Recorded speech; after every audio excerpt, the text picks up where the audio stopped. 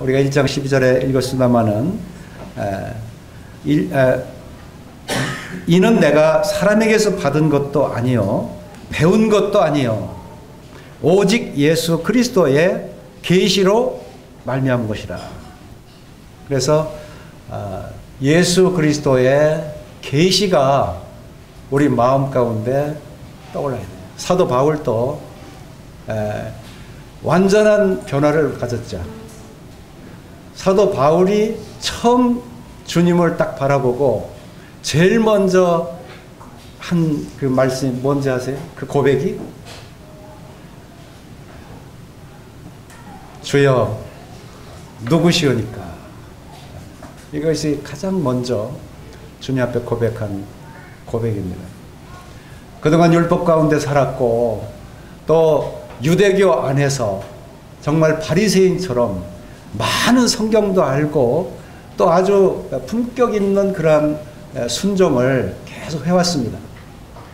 그런데 사도 바울이 주님을 만나고 나서는 제일 먼저 주님 앞에 고백한 것이 주여 누구이십니까?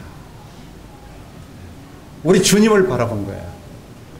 우리 주님을 바라보면서 즉시로 사도 바울은 이 주님의 복음을 증거했습니다. 사도행전에 이와 같은 말씀이 아주 이렇게 주님의 간증으로 아주 잘 나타나 있습니다. 우리가 먼저 이렇게 주님을 바라보는 것, 이것이 제일 먼저 우리에게 중요합니다. 우리에게 그 주님을 바라보는 주님과의 만남, 바로 그 만남을 통해서 우리 중심 안에 하나님께서 거하시고 우리의 눈이 밝아지고 하나님의 세계를 볼 수 있는 이와 같은 눈이 열려야 되는 것이죠. 그 이제 그 사도 바울의 주님을 만난 뒤로 복음을 증거하고 그 중심 안에 이제 그동안 연구하고 배웠던 것, 이것이 아니라 주님께서 가르쳐 주시는 거예요. 그것이 곧 계시라고 하는 것입니다. 바로 그 계시로 그 마음에 그 빛을 비추시고 누가 가르쳐 주지 않았어요. 오직 주님께서 사도 바울에게 나타나 주님의 말씀을 계속 증거하신 것입니다. 우리 16절을 보겠어요. 1장 16절. 그의 아들을 이방에 전하기 위하여 그를 내 속에 나타내시기를 기뻐하셨을 때에 내가 곧 혈육과 의논하지 아니하고. 여기 사도 바울이 이 말씀을 기록한 이유가 있어요. 사도 바울이 어디서 다른 데서 혹시 영향을 받은 것이 아닌가. 사도 바울이 다른 데서 어떤 학문을 배우고 와서 지금 이렇게 복음을 전한다고 하는 것이 아닌가. 그런데 아니에요. 사도 바울은 12절에서도 분명히 오직 예수 그리스도의 계시로 말미암은 것이라 라고 말씀하고 있고, 그리고 16절에도 그의 아들 이방에 전하기 위하여 그를 내 속에 나타내셨다. 이 속에 주님께서 밝혀주신 거예요. 그러니까 우리가 이제 그 성경을 보고 이렇게 배우고 연구하고 이러면 아무리 많이 알아도 이게 전체적으로 눈으로 보는 것과는 달라요. 우리가 눈을 뜨면 모든 게 다 보이잖아요. 이걸 어떻게 다 설명하겠어요? 근데 율법에 기록하고 구약에 기록한 것은 눈에 보고서 기록한 것처럼 그렇게 기록했지만 그거 판대합니다. 근데 눈을 딱 뜨고 보면 모든 하나님의 세계가 보이는데 이 공부하고 또 연구하고 또 그것을 율법을 지켜가면서 그래서 평생 배운다고 한다 한들 눈을 뜨고 보는 것 같잖아요. 사도 바울은 먼저 그 계시를 예수 그리스도의 계시, 이것을 그 마음속에 나타내셨다. 그리고 너희들이 생각하는, 다른 이 갈라디아 교회 다른 성도들이 생각하는 그것 같지 아니하고, 유대교의 어떤 사람들이 생각하는 그것 같지 아니하고, 나는 내가 곧 혈육과 의논하지 아니하고, 혈육하고 의논하지 않아. 순전한 사도 바울의 이 고백이죠. 간증이죠. 주님을 처음에 만나고 나서 주여 누구시오니까 주님을 딱 보고 그 음성을 듣고, 이게 놀라운 변화입니다. 주님과의 만남, 또 주님께서 그 마음 중심 안에 계시로 비춰주신 그 계시의 말씀으로 지금 이렇게 이 갈라디아서 전체를 이렇게 비춰주고 있는 것입니다. 우리가 에베소서 3장을 보겠습니다. 3장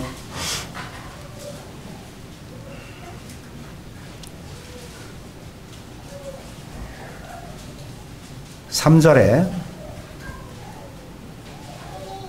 곧 계시로 내게 비밀을 알게 하신 것은 내가 먼저 간단히 기록한 것 같으니 그것을 읽으면 내가 그리스도의 비밀을 깨달은 것을 너희가 알 수 있으리라. 이 계시로 내게 비밀을 알게 하신 것. 그래서 우리 사람 중심 안에는요, 하나님께서 본래 우리를 지으셨을 때 안테나를 딱 만들어 주셨어요.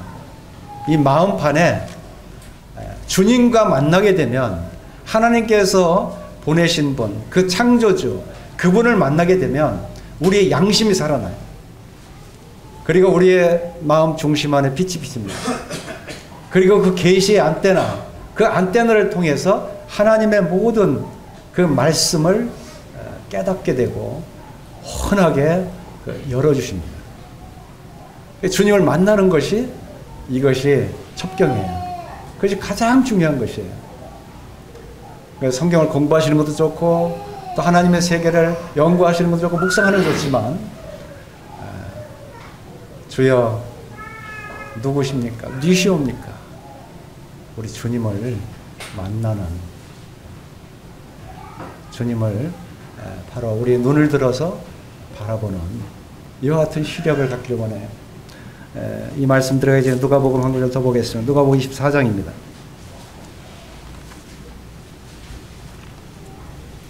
누가복음 24장 27절.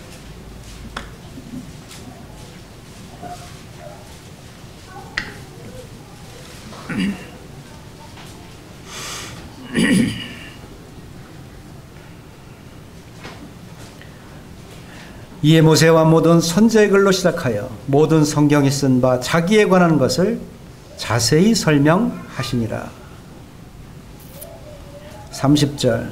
그들과 함께 음식 잡수실 때 떡을 가지사 축사하시고 떼어 그들에게 주시니 그들의 눈이 밝아져 그인 줄 알아보더니. 여기에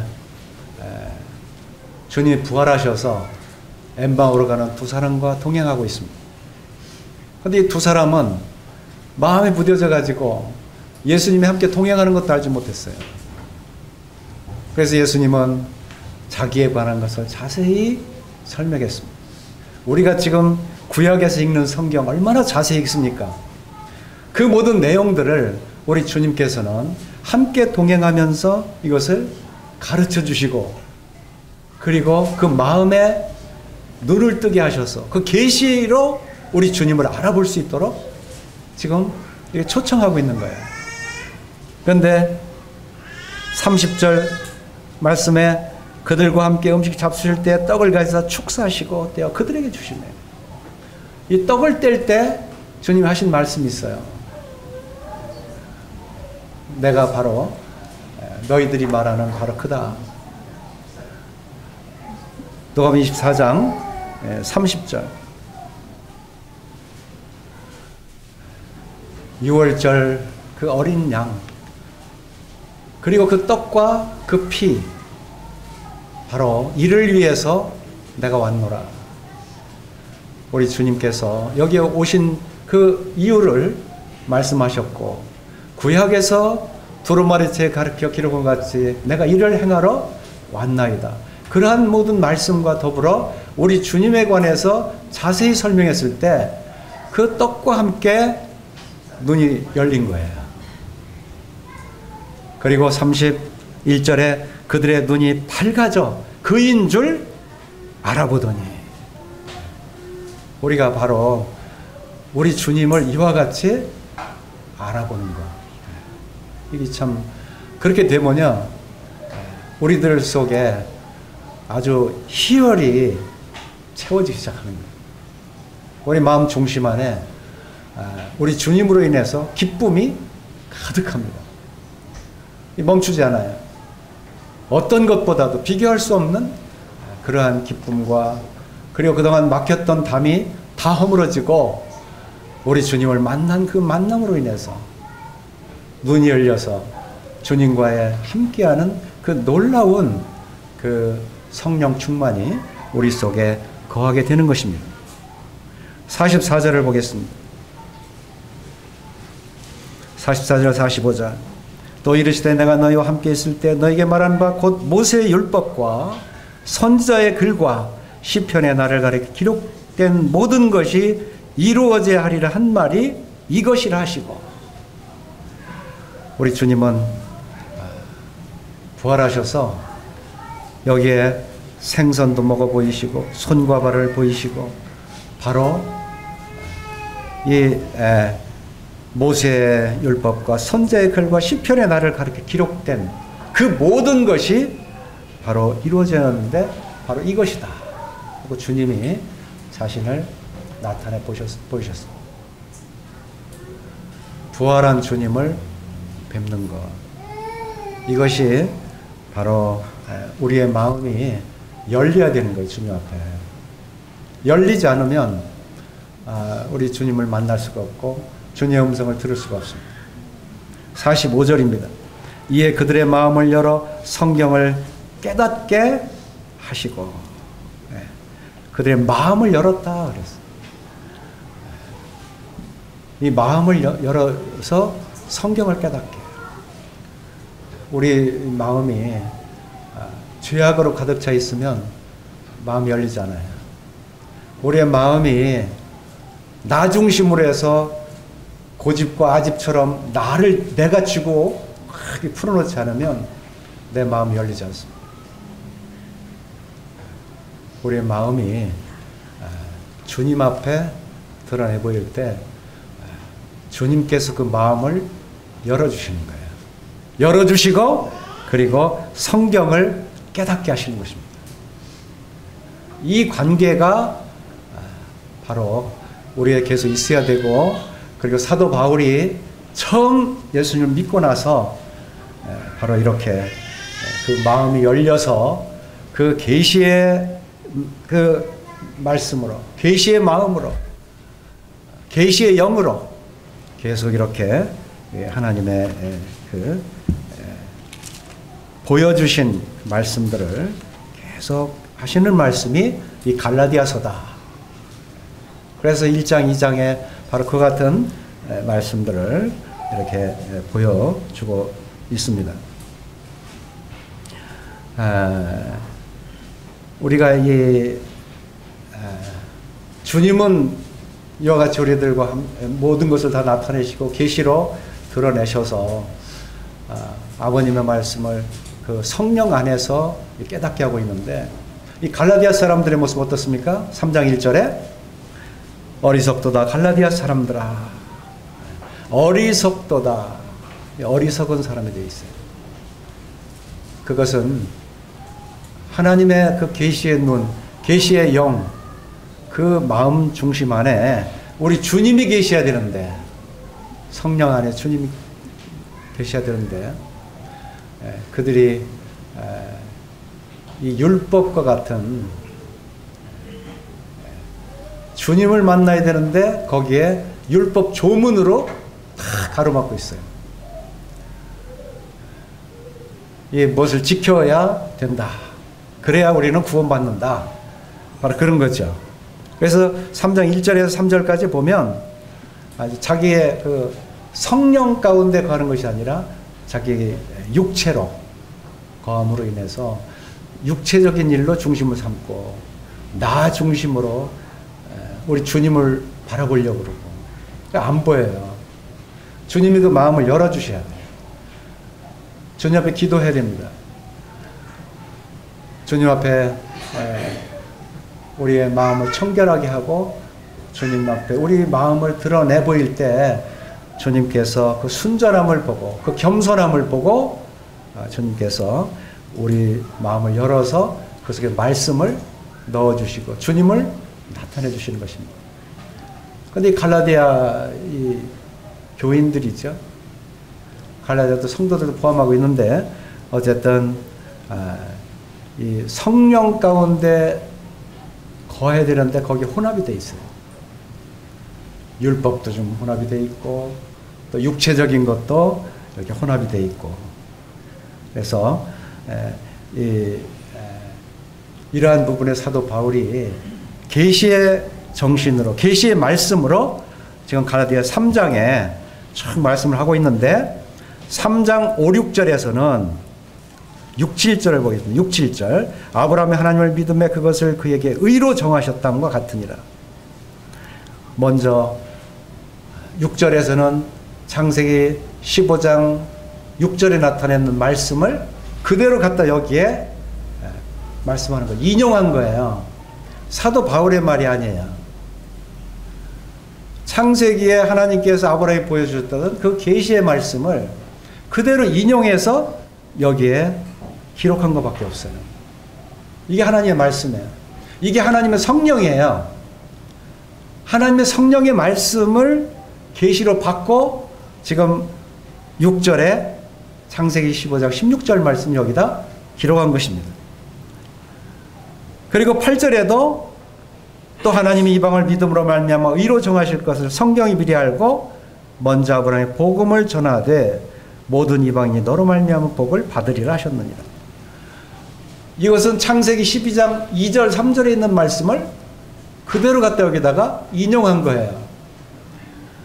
우리가 하나님의 성령이 임하고 하나님의 그 계시의 마음이 우리 속에 충만해지면요 우리 말이 안 나와요. 우리 말을 하는 것은 인간적인 말이 되고 그것은 아무런 효용도 없고 그것은 우리들에게 아무런 어떤 효력과 좋은 것이 아니에요. 육체적인 것들이에요. 다 쓸모없고 시들고 다 끝이 있는 것들이에요. 그런데 지금 사도 바울은 이와 같이 계시의 말씀을 통해서 그 중심에 받은 그 빛으로 지금 이 하나님의 말씀을 그대로 여기에 기록만 했을 뿐이에요. 이렇게 하나님의 말씀이 아브라함이 읽었던 말씀이 이렇게 기록이 되어 있는데 너희가 지금 율법 가운데 거하고 있도다. 너희가 지금 성령으로 시작하였다가 지금 육체로 마치고 있다 그런 얘기예요. 이걸 경계하는 거예요. 계속해서 아브라함에게 들려줬던 그 믿음의 말씀에 우리의 마음을 두어라는 거예요. 성령께서 이걸 계속 말씀하시는 거예요. 하나님의 의는 아브라함이 하나님께서 언약하시고 언약한 그 말씀을 믿었을 때 그 믿음을 의로 보셨다라고 기록한 거예요. 그게 지금 여기에 5절에 3장 5절에 말씀하는 거예요.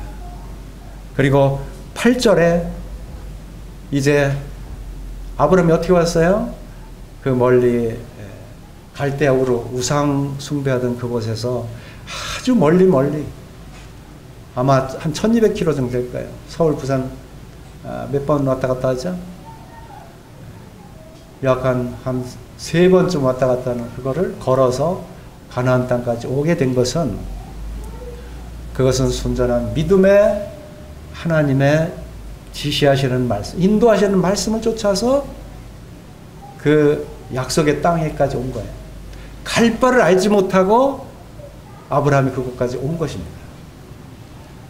그러니까 하나님께서 바로 내가 믿은 그 믿음, 이것을 앞으로 이방인들도 그런 믿음을 갖고 내 말씀을 쫓을 텐데 그러한 사람들에게 내가 너희 그런 이방인들에게도 너와 같은 복을 그들에게 줄 것이다. 너는 이제 복의 근원이 된다. 넌 복의 근원이 될 것이라 하신 대로 이제 복의 근원이 되신 거예요. 그 말씀이 바로 3장 8절에 바로 그 말씀입니다. 그리고 9절에 이렇게 결론을 맺습니다. 그러므로 믿음으로 말미암은 자는 믿음이 있는 아브라함과 함께 복을 받느니라. 아브라함이 그렇게 어디 갈 바를 알지 못하고 그 아주 먼 그 거리뿐만이 아니에요. 75세에 하나님의 말씀의 부름을 받고 가나안 땅에 왔는데 그가 하나님 말씀에 의심했다면 거기까지 이르지 못했을 거예요. 아브라함 이름도 없었을 거예요. 아브라함 이전에도 노아나 또 셈이나 여러 믿음의 선진들이 쭉 있어요. 그렇지만 아브라함을 택하셔서 아브라함 그 100년 동안에 200년 가까운 동안에 사실은 175세니까 100년 동안 나타냈고 그 다음 야곱을 통해서 요셉을 통해서 애굽에 내려가기까지 한 200년간의 그 믿음의 본을 바라보게 하시고 이렇게 믿고 하나님 말씀을 쫓아오는 그런 자들에게 바로 복의 근원이 되리라 하신 말씀대로 지금 9절에서 그러므로 믿음으로 말미암은 자는 믿음 있는 아브라함과 함께 복을 받느니라. 왜냐하면 그 말씀 그대로 이루어졌기 때문에. 그때는 아들이 없었어요. 이삭이 없었어요. 지금 이 3장 6절 5절 말씀이라고 한다면 그때는 아들이 없었어요. 99세에도 아들이 없었어요. 그렇지만 아브라함은 하나님께서 너에게 아들이 있을 것이다. 내가 너에게 아들을 주겠다. 믿어라. 했을 때 그것을 믿었을 때 그 자손들이 지금 현재 그 유대인들, 이스라엘인들이 우리 주변에 존재하고 있잖아요. 경기 시합도 축구도 하고 이런 거 할 때 우리가 보잖아요. 그 자손이 바로 아브라함의 자손들이다. 유대인들. 이렇게 하나님께서는 백세나 돼서 믿을 수 없는 중에 믿게 하시고 그와 같은 믿음을 쫓아온 그런 자들, 그런 이방인들에게까지 오늘날 복을 얻게 하셨습니다. 이게 바로 믿음의 복이에요. 그리고 하늘에서 우리에게 부어주시는 신령한 계시의 축복입니다. 하나님은 거짓말하지 않으십니다. 하나님의 말씀은 변개하지 않습니다. 1.1획도 이것은 변경될 수가 없어요. 천지는 없어지겠으나 내 말은 1.1획도 떨어지지 아니하리라. 변하지 아니하리라. 그리고 그 말씀을 신실하고 성실하게 그 인자하심으로 영원토록 우리에게 나타내시고 앞으로도 나타내십니다. 그리고 또 말씀하셨어요. 계속 이 계시의 말씀이에요. 3장 10절에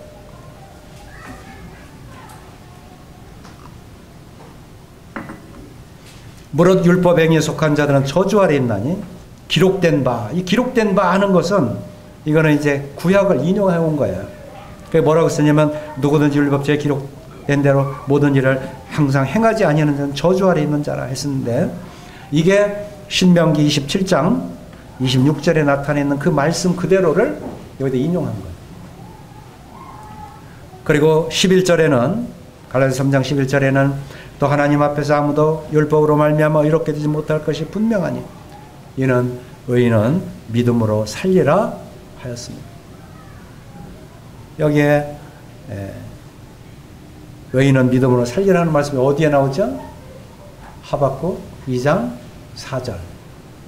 그래서 사도 바울은 지금 이 주님을 만나고 나서 계속 주님의 말씀의 마음 중심 안에 계속 부어주는 거예요.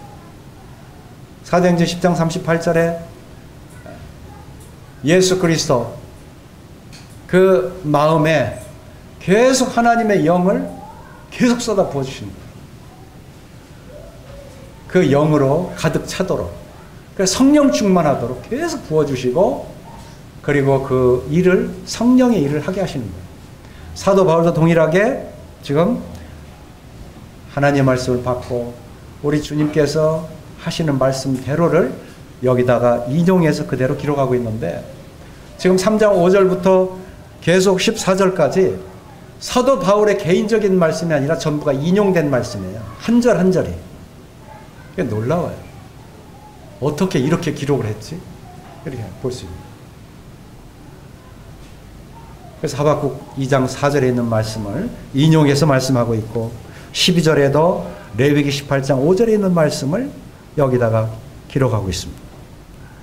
그리고 13절에는 신명기 21장 33절의 말씀인데, 거기에 뭐라고 되어 있냐면, 누구든지 나무에 달린 자마다 저주 아래 있는 자라 하였습니다. 그리고 나무에 달린 자는 저주를 받은 자예요. 이게 율법이에요. 율법 안에서도 이렇게 하나님의 은혜와 앞으로 나타날 우리 주 예수 그리스도를 율법 가운데 계속 이렇게 기록해서 그 속에 사실은 숨겨져 있어요.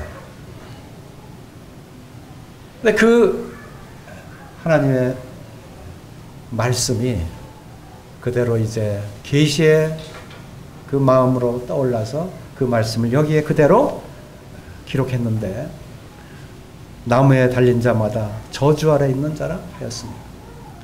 그리고 우리 주님이 십자가에 그 나무에 달렸다고 하는 것은 이미 주님은 우리를 위해서 저주를 받은 자다. 그 나무에 달려서 주님께서 십자가에 돌아가셨잖아요. 그리고 거기에 7마디를 다 하시고 돌아가셨어요. 그 중에는 내가 다 이루었다. 내가 다 이루었다. 모든 저주를 담당하시는 것 다 이루시고, 또 어린 양으로 제물을 드려서 하나님 앞에 번제로부터 시작해서 소제, 화목제, 속건제, 이 여러 이 제사들을, 거제, 화제, 다 이 제사의 제물 드릴 것을 거기서 주님이 홀로 십자가에서 다 드려주셨어요. 빠진 게 없어요. 이럴 수가 있습니까? 그래서 다른 종교들은요, 어떤 경을 읽는다든가 어떤 문구를 읽어서 그걸 지키려고 하지만, 우리 하나님께서 우리에게 구원을 얻을 수 있도록 주신, 이건 종교가 아니에요. 우리의 믿음, 신앙은, 이것은 오직 우리 주 예수 그리스도를 통해서, 그리스도가 우리의 중심이에요. 어떤 다른 책이 아닙니다. 어떤 글이 아닙니다. 오직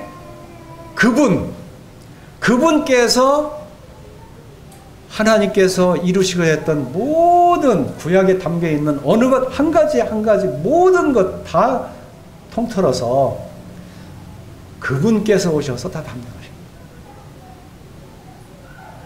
그 재물, 그 많은 재물들이 있지만 그 재물로도 드려주셨고,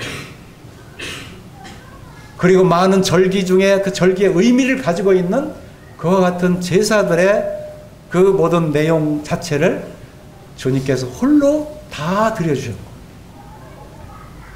그럴 수가 없어요. 그분이 중심이세요. 그러니까 주님이 물으세요. 베드로에게, 너는 나를 누구라고 생각하느냐? 너는 나를 누구라고 생각하느냐?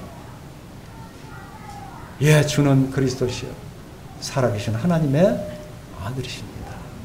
제대로 본 거예요. 이렇게 봐야 돼요. 누가복음 24장 조금 전에 읽었던 대로 우리 주님께서 자세히 자기에 관한 것을 다 설명하는 거예요. 이 구약을 읽을 때 우리들은 많은 것을 깨닫지 못하지만 하나님께서는 그 속에 이 우주만큼이나 많은 그 묘한 오묘한 섭리들을 다 여기에 담아서 기록하셨어요. 그리고 그것들을 하나도 빠짐없이 우리들에게 그것을 성령과 함께 계시로 우리들 속에 그것을 심어주셨다 그 말이에요. 바로 그것을 심어주신 그 중심은 하나님이세요. 아버지 하나님은 하늘에서 그 아들 하나님을 보내셔서 성령의 그 하나님으로 우리 속에 거하게 하시고, 그 하나님께서 이 모든 것을 그 저주의 그 십자가 거기에서 다 담당하시고, 그리고 우리 주님은 스스로 제물이 되시고, 제물 되셨을 뿐만 아니라 대제사장으로 어떻게 혼자 이 수만 가지의 역을 혼자 어떻게 다 할 수가 있습니까? 이건 기적이에요, 기적. 그래서 에베소 3장 3절 아까 읽었습니다만 거기에 그리스도의 비밀이라고 말하고 있어요. 그리스도의 비밀. 미스테리라고 기록이 되어 있어요. 미스테리. 영어의 그 스페링은 미스테리. 도대체 알 수가 없다. 그 미스테리예요.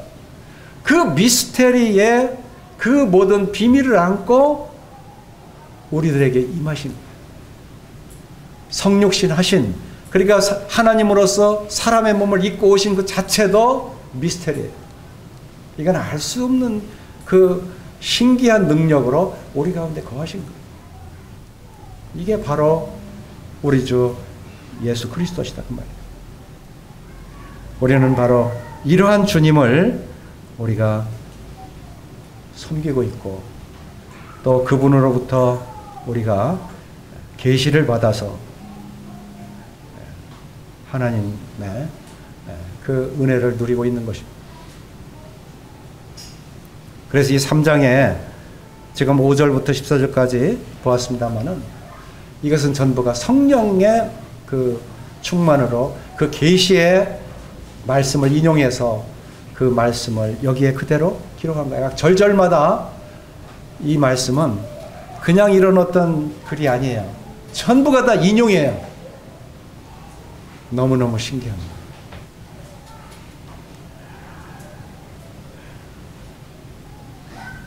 이제 우리는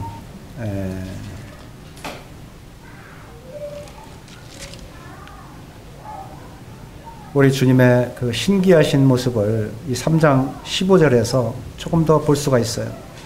3장 16절. 이 약속들은 아브라함과 그 자손에게 말씀하신 것인데 여럿을 가리켜 그 자손들이라 하지 아니하시고 오직 한 사람을 가리켜 네 자손이라 하셨으니 곧 그리스도. 그리스도 우리 주님이 아니시면 성경 모두는 다 무효예요. 무효.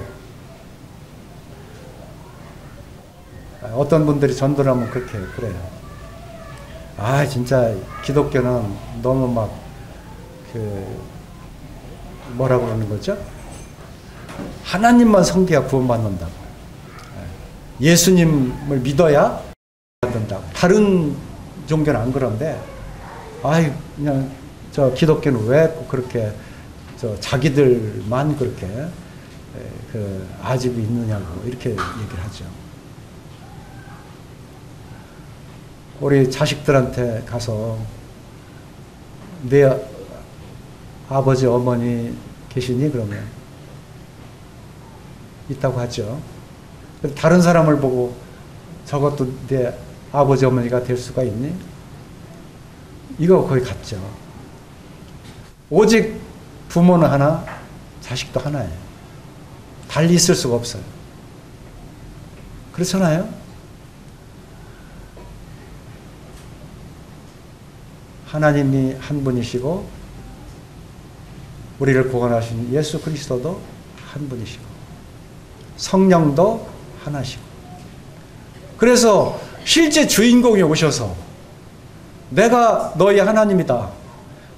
나밖에는 너희를 구원할 자가 없다. 내 이름 위에는 구원할 자가 없다. 이게 왜 틀린 거래요? 정확한 말이죠. 이거는 그분이 실제 그분이기 때문에 그런 거예요. 여기에 사도 바울은 16절에서 바로 한 사람을 가리켜 네 자손이라 하셨으니 곧 그리스도라. 한 사람. 이 세상에 어떠한 이름도 어떠한 사람도 구원자 있을 수가 없어요. 오직 한 사람, 우리 주 예수 그리스도. 그분만이 우리를 구원할 수가 있는 것입니다. 실제요, 그분만을 믿어보세요. 그분만을 의지해보세요. 신약 성경을 다 읽어보셔도 오직 곧 그분이에요. 그분을 만났느냐, 그분의 음성을 들었느냐, 그분을 믿었느냐,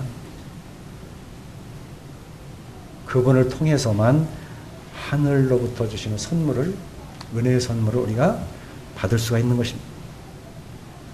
그래서 우리가 이 갈라디아서를 읽을 때 분명히 한 가지 알 것은, 지금 그리스도 또는 아브라함의 그 언약들, 이것들은 모두가 은혜라고 하는 것입니다. 근데 여기에 율법이라고 하는 것을 사도 바울이 설명하고 있는데, 그것은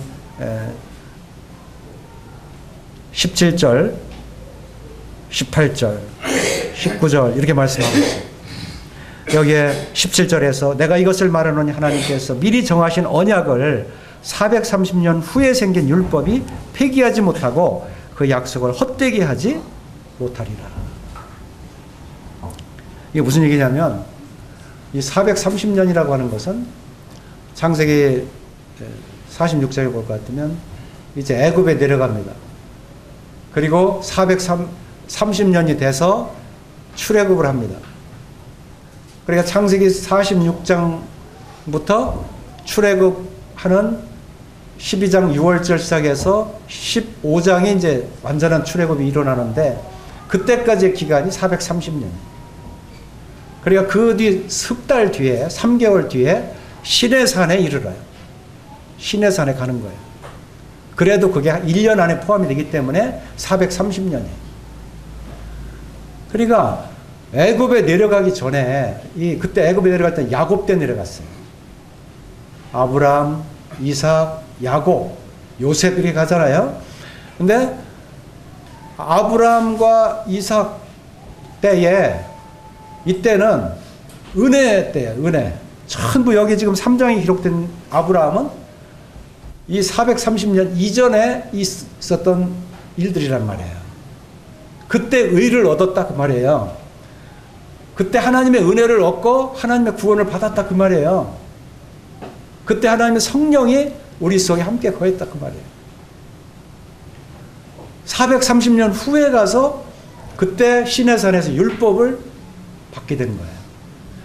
이 율법 자체가 이 은혜, 미리 있었던 은혜를 폐하거나 그리고 헛되게 하지를 못한다 그거예요.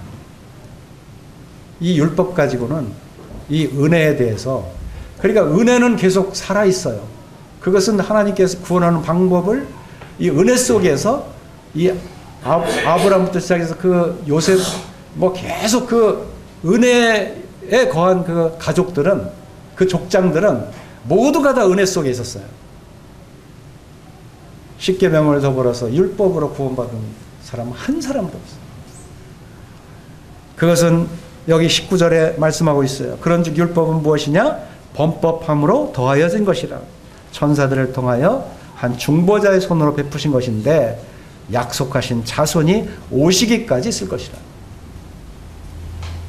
그래, 약속한 그 자손, 그거는 이제 우리 주 예수 그리스도신데, 예수님이 딱 오시면 이 율법이라고 하는 것은 끝나는 거예요. 본래도 구원에는 효력이 없었지만 율법을 주신, 그러니까 율법은 무엇이냐 그러면 범법함으로 더해진 것이라. 범법, 사람들이 자꾸 죄를 범해. 이걸 깨닫게 할 수 있는 방법이 없잖아요. 그래서 율법을 보내줍니다. 하나님. 이 율법을 보내줌으로 인해서 우리들이 이제 죄를 깨닫게 되는 거죠. 이걸 바로 초등 교사다 또는 초등 학문이다 그래요.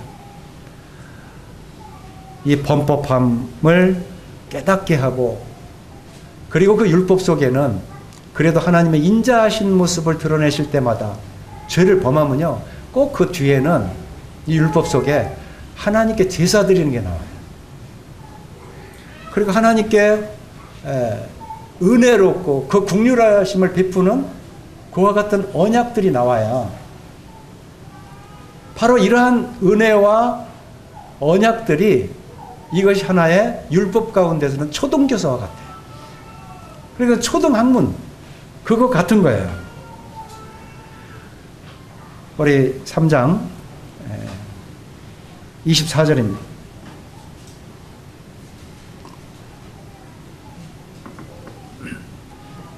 이같이 율법이 우리를 그리스도께로 인도하는 초등교사가 되어 우리로 하여금 믿음으로 말미암아 의롭다함을 얻게 하려 함이라. 믿음이 온 후로는 우리가 초등교사 아래 있지 아니하도다. 여기 지난 그 개정 성경에는 개혁 성경에는 뭐라고 나오죠?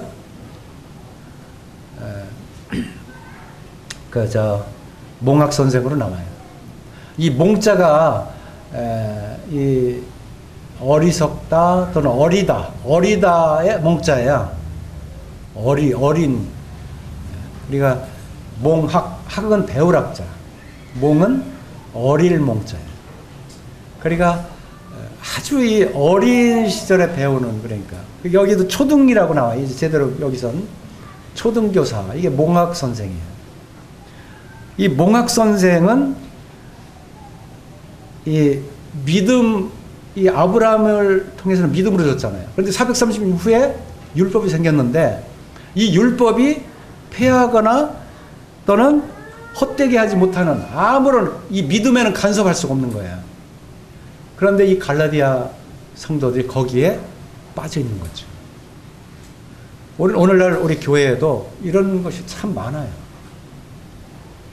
이 은혜와 율법을 구분하지 못해가지고, 이거 난 구원 받았는데 그래도 뭘 좀 지켜야지, 그래야 이게 확실하지, 이렇게 해서 구원받으려고 하는 사람이 많아요.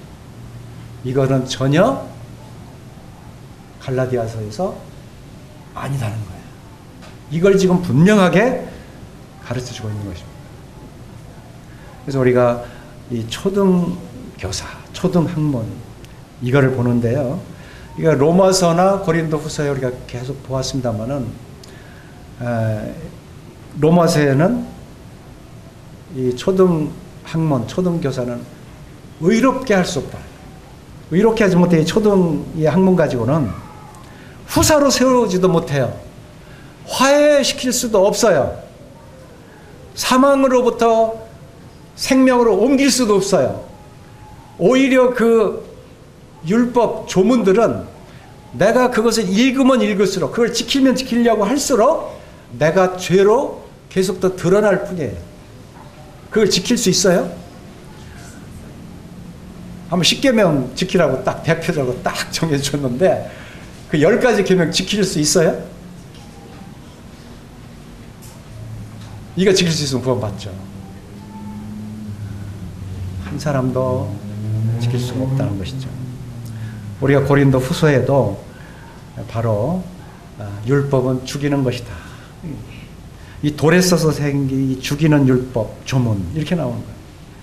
이거는 없어질 영광, 이 없어지는 것이다. 우리가 계속 봤어요.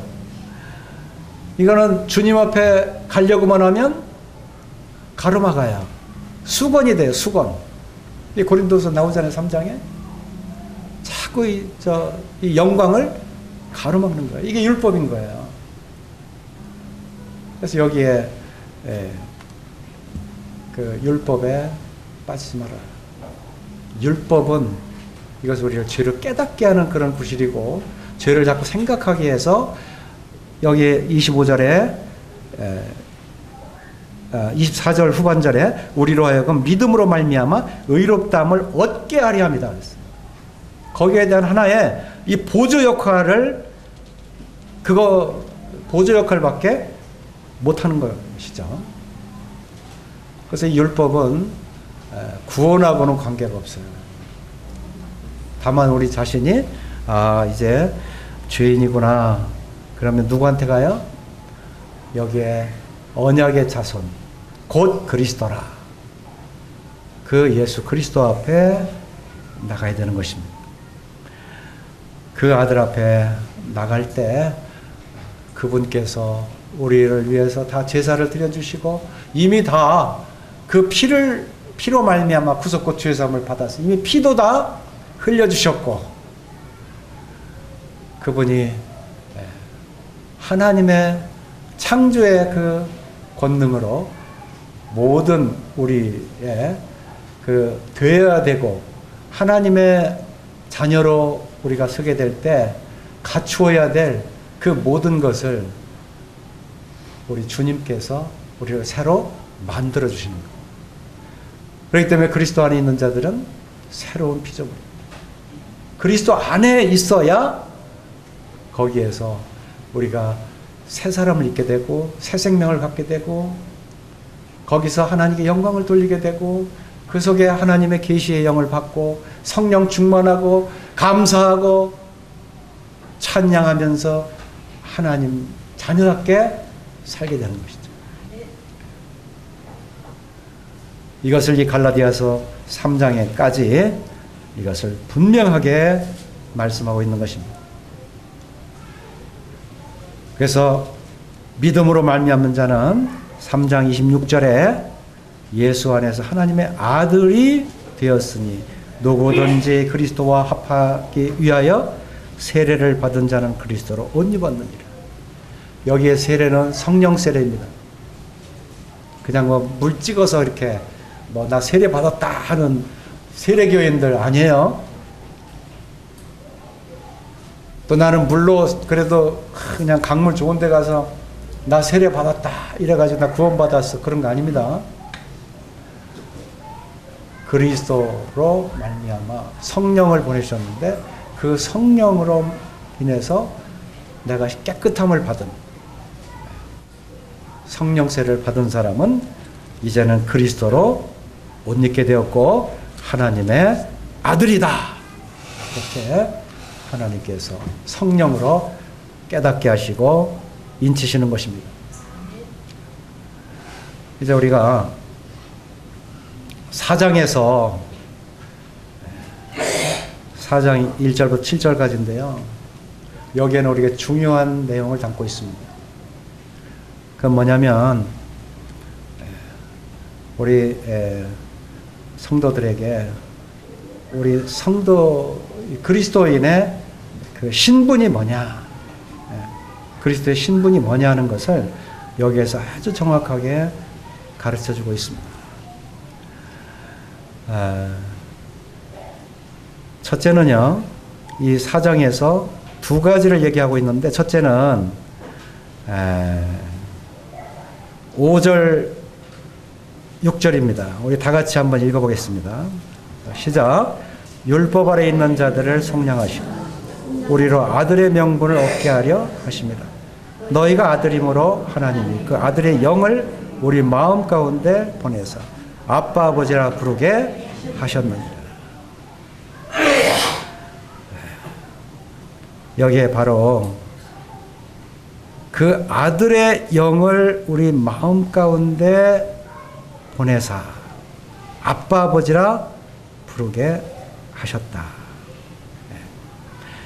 여기에 이 아빠 아버지라고 이렇게 부르도록 했어요. 이 아들의 영은요, 자녀의 영이에요. 그래서 이 영이 우리 속에 들어오면 우리가 자녀가 됐다고 하는 것을 우리가 깨닫게 돼요. 아, 하나님께서 우리로 자녀되게 하셨구나. 참, 이 아들의 영, 하나님께서 우리 가운데 영을 보내셨어요. 영을. 그 영을 보내셨는데 그 중에 이 영은 많은 증거들을 해요. 그 중에 아들의 영을 보내셨어요. 그래서 5절에 보면 율법 아래 있는 자들을 속량하시고 아들로 우리로 아들의 명분을 얻게 하려 하십니다. 그랬어요. 그러니까 우리가 이제는 그래 우리가 아들이구나. 이거를 알게 돼요. 우리가 로마서 8장에도 보면 무릇 하나님의 영으로 인도함을 받는 사람은 곧 하나님의 아들이라. 하나님의 영이기 때문에 하나님의 아들인 것을 이렇게 알게 하세요.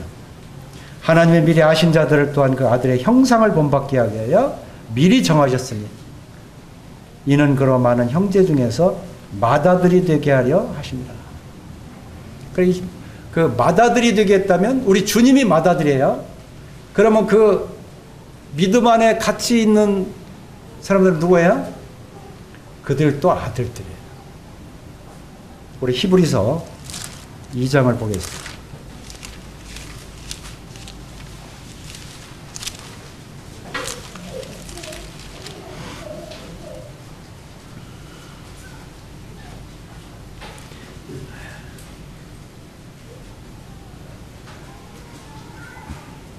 이 장 11절 거기 오면 거룩하게 하시는 이와 거룩하게 함을 입은 자들이 다 한 근원에서 난지라. 그러므로 형제라 부르시기를 부끄러워하지 아니하시고. 우리 거룩하게 하는 이 교회에 두시고 거룩하게 하나님의 집에 우리를 같이 두시고 예수 그리스도를 맏아들이 되게 하셔서 우리로 하여금 같은 형제라 부르기를 부끄러워하지 않았어요. 그리고 우리는 다 어떻게 보면 맏아들을 통해서 우리 동일한 하나님의 자녀가 되게 하신 거죠. 13절을 보세요. 히브리서 거기에 또 다시 내가 그를 의지하리라 하시고 또 다시 볼지어다 나와 및 하나님께서 내게 주신 자녀라. 히브리서에 우리 성도들을 바로 하나님께서 내게 주신 자녀라 하셨으니 우리를 자녀라고 부르셨다 그 말이에요. 이게 바로 아들의 영입니다. 이게 아들의 영이에요. 에베소서도 그렇게 말씀하세요. 그 기쁘신 뜻대로 우리를 예정하사 예수 그리스도로 말미암아 자기의 아들들이 되게 하셨습니다. 이 자기로 말미암아 이 아들들이 되게 하셨어요. 그 아들의 영을 우리 마음 가운데 보내주신 거예요. 그래서 하나님의 성령, 하나님의 그 아들됨을 이렇게 말씀으로 보내주신 그 사실을 받은 사람들은 이게 아들들이 되는 거예요. 그래서 이 성경에 보면 나인성 과부의 그 아들이 죽었어요. 이 아들이 죽으면 이거는 뭐 이제 끝장이죠. 뭐 이제 이 세상 영원히 다시 존재할 수가 없어요. 그런데 그 관에 주님께 손을 대시고 청년아 일어나라. 그 아들이 일어났어요? 못 일어났어요? 일어났어요. 살아났어요. 하나님의 아들이 됐다 그 말이에요. 죽은 자가 하나님의 아들로 살아난 거예요. 요한복음에 보면 왕의 그 신하의 아들이 죽을 병에 걸렸어요. 아 제발 오셔서 좀 내 아들 좀 고쳐주십시오. 마태복음 7장에는 그냥 믿음으로 그냥 치료를 받는데 여기는 와서 고쳐달라. 그래서 주님이 안 가셨어요. 가라. 그래서 딱 가봤더니 그 가라 한 그 말씀이 떨어진 그 시로 그 아들이 살아났어요. 아들을 계속 살려요. 이게 뭐냐면 이거는 아들의 영을 우리 가운데 보내셔서 우리로 아들, 하나님의 자녀, 하나님의 사람으로 다시 소생함을 입는 여기에 표적이에요. 표적.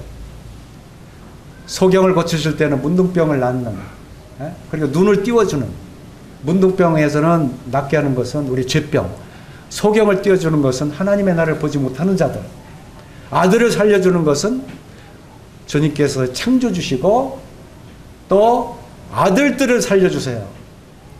이건 죽은 아들, 이 세상에서 존재도 없는 그런 자들을 하나님께서 아들로 소생시켜주고 그들을 불러주신다 그 말이에요. 이게 그 주님의 보여주시는 표적이에요. 그렇게 살아가는 아들은 아빠 아버지라 부르는 거예요. 아빠 아버지라 부르는 거예요. 얼마나 그 살려주신 분이 친근합니까? 아버지처럼 친근한 사람이 어디 있어요? 이 세상에서. 아버지 어머니 부모를 얘기하는 거예요. 아버지처럼 친근한 게 없어요. 모든 것을 아버지 앞에 아뢰는 거죠. 기도합니다. 그래서 그대로 이루어져요. 그래서 이 갈라디아서 4장에서 바로 그 한 가지 말씀은 이 아빠 아버지 그리고 4장 26절에 보면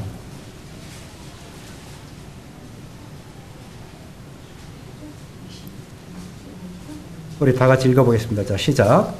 오직 위에 있는 예루살렘은 자유자니 곧 우리 어머니라. 여기에 우리 어머니라라고 이렇게 말씀한 것은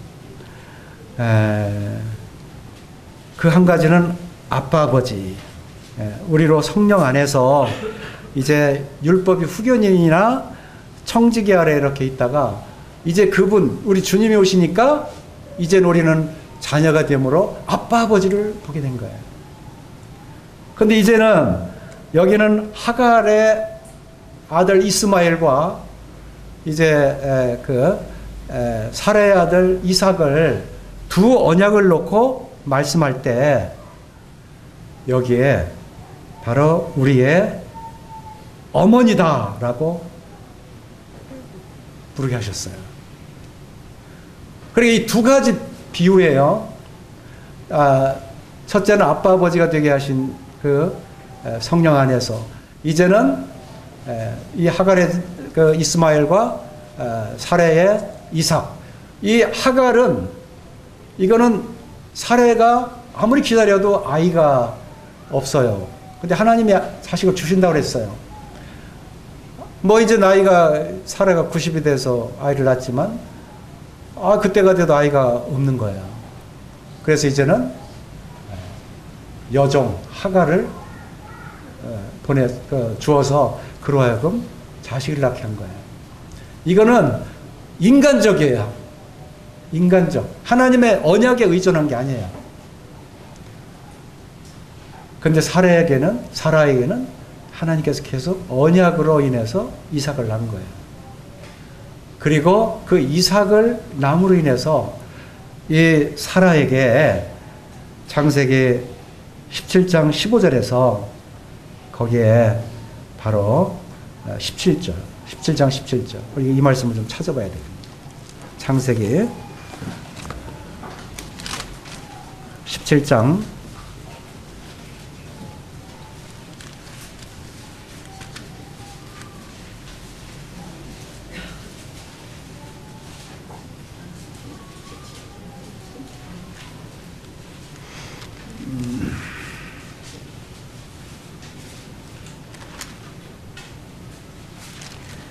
16절 17절 같이 읽겠습니다. 자, 시작. 내가 그에게 복을 주어 그가 네게 아들을 낳아주게 하며 내가 그에게 복을 주어 그를 여러 민족의 어머니가 되게 하리라. 민족의 여러 왕이 그에게서 나리라. 여기까지만 읽겠습니다. 여기에 바로 사레, 이제 민족의 어머니라는 뜻이에요. 이 이름을 바꿔주신 뒤에 바로 민족의 어머니라고 하신 이 말씀을 이 사례를 통해서 이루어진 거예요. 그래서 이 갈라디아서 4장 28절에서 바로 우리 어머니라. 근데 어느 종교에서는 이걸 이용해서 계속 전도를 해요. 그래가지고 이단에 빠뜨리게 만들어요. 어머니 하나님 아십니까? 그러면 어이구 이게 처음 듣는 얘기거든요, 보통. 이 창세기 17장 17절에 있는 말씀을 모르고 이 어머니 하나님 누구냐 그러면 그냥 빠져버리는 거예요. 나 그거 처음 듣는데 그런 게 있었어요. 들어보면 완전 이단으로 빠지게 됩니다. 실제는 이 사라에게 사례를 사라로 개명한 다음에 하나님께서 바로 즉시 이 민족의 어머니로 그 아들을 낳게 하셨어요. 그 언약을 성취하셨다 그 말이에요. 창세기 21장에 가서 이제 이 이삭을 낳습니다마는 이 계명을 하고 바로 나서 주님께서 민족의 어머니로 세우시고 또 그 세우신 하나님께서 10년 뒤에 또 자식을 낳게 한 거예요. 우리가 아담이 하와를 산자의 어머니라고 했어요. 산자의 어머니. 그리고 나서 바로 짐승을 잡아서 가죽옷을 입혀요. 그리고 이 하와를 산자의 어머니다라고 그러는 거예요. 산자의 어머니. 이것은 무엇을 얘기하냐면 우리들에게 언약을 말하는 것입니다. 하나님의 언약의 말씀대로 모든 것이 이루어져서 우리 속에 이제는 어머니로서 이 믿음의 어머니, 이 사례를 이렇게 하나님께서 아브라함과 사례, 하나님을 의지한 이 말씀이 그대로 이루어짐으로 인해서 오늘날 하늘의 별과 같이 저 바닷가의 모래와 같이 그 많은 민족들을 지금 이루게 하시고, 그리고 여기에 그 비유를 말씀하셔서 하갈과 사라의 그 아들들을 통해서 언약 있는 자손, 바로 우리가 그 언약된 예수 그리스도, 그분을 통해서 우리가 언약의 자손들로 지금 교회에서 주님을 예배하고 주님을 찬양하고 주님께 영광을 돌린다고 하는 것입니다. 그래서 우리는 약속 있는 그러한 자녀입니다. 우리 이사야서 54장을 보겠습니다. 이사야서 54장.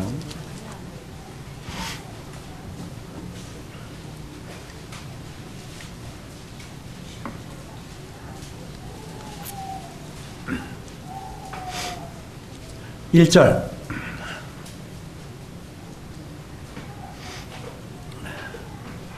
잉태하지 못하며 출산하지 못한 너는 노래할지어다. 산고를 겪지 못한 너는 외쳐 노래할지어다.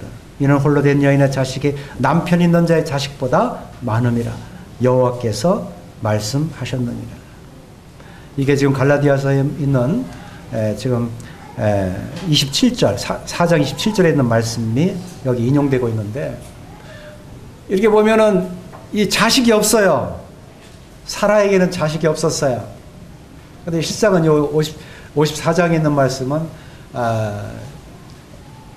바벨론의 그 포로로 갔다 잡혀서 다시 돌아오는 이와 같은 말씀을 의미하기도 하지만, 또 사례의 그 자식 없음에 대한 부분도 이 말씀을 갈라디아에서 인용해서 적용하고 있어요.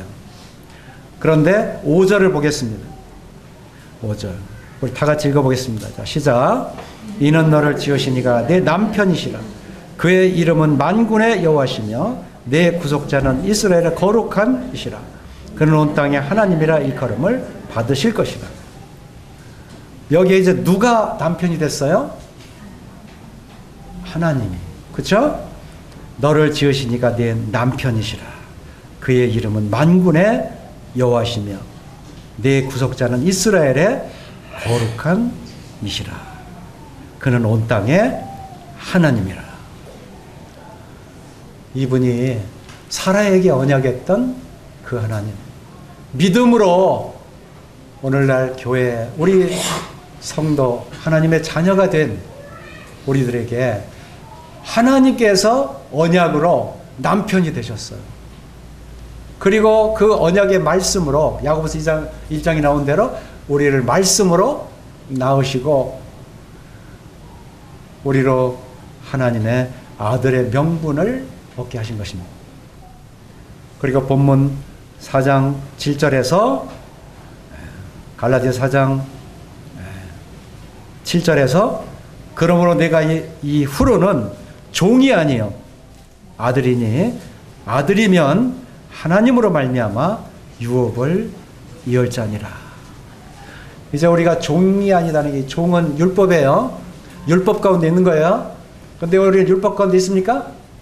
이제 아니죠. 우리가 갈라디아서 읽을 때 이것을 우리에게 확신을 시켜준 사실을 우리가 깨닫기를 원합니다. 이걸 분명하게 하셔야 돼요. 이제는 종이 아닙니다. 이제는 아들이다. 아들이면 하나님으로 말미암아 유업을 받을 자리라. 우리가 지금 하나님의 유업을 다 받을 자들입니다. 우리 이러한 하나님의 놀라운 은혜 가운데 거하심을 아시고 남편 되신 그 하나님, 이렇게 자녀로 아들의 명분을 얻게 하시고 우리를 세우신 그 하나님께 우리가 감사를 드립시다. 우리 기도하십시다.